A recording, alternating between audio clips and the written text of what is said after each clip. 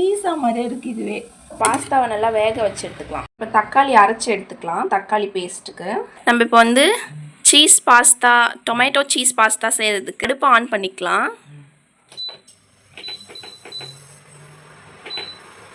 Pan heat ஆகட்டும். நம்ம வந்து பொருள்லாம் அதுக்கு தேவையான பொருள்லாம் ரெடியாக எடுத்து வச்சுருக்கோம். வெங்காயம் கட் பண்ணியிருக்கோம், கொஞ்சோண்டு கேப்சிகம் போடுறோம், கொஞ்சமாக ஒரே ஒரு பூண்டு சாப் பண்ணி வச்சுருக்கோம் குட்டி குட்டியாக. அப்புறம் வந்து தக்காளியெல்லாம் நல்லா அரைச்சி வச்சாச்சு. அப்புறம் சீஸ் இப்போ வந்து நம்ம துருவி வச்சுக்கலாம். இப்போ தேவையான அளவு எண்ணெய் ஊற்றிக்கலாம். திட்டமாகவே ஊற்றுங்கம்மா. போதும். இப்போ வந்து நம்ம சீஸை வந்து துருவி எடுத்துக்கலாம் தேவையான அளவுக்கு.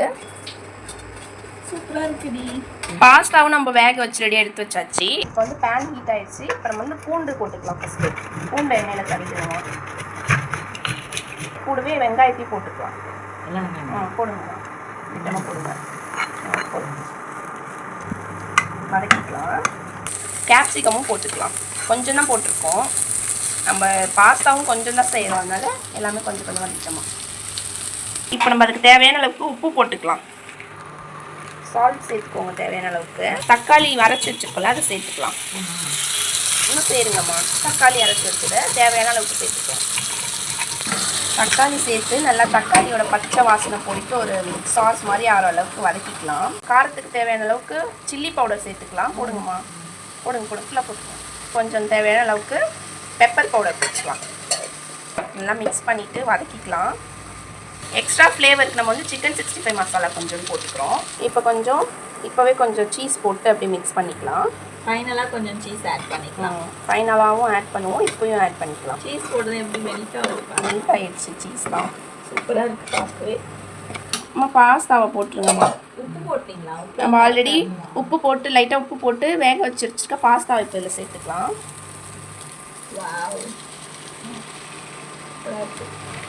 இப்போ நல்லா மிக்ஸ் பண்ணிக்கலாம்.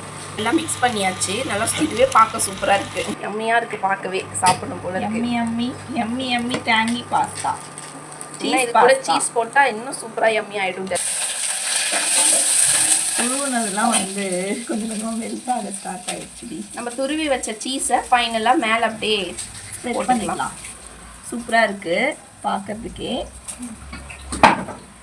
டேஸ்ட் எப்படி இருக்குன்ட்டு எக்ஸைட்டிங்காக இருக்குது சாப்பிட்றதுக்கு. இன்னும் கூட சீஸ் நம்மளுக்கு எக்ஸ்ட்ரா வேணால் போட்டு நிறையா வேணுனாலும் போட்டுக்கலாம்.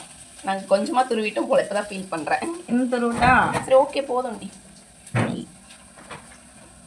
மெல்ட் ஆகுதா? பீஸா மாதிரியே இருக்குது இதுவே. சூப்பராக இருப்பாரு. இவ்வளோ தான் இருக்குது சீஸு. இன்னும் கொஞ்சம் போடுவோமா? நிறையா சீஸியா?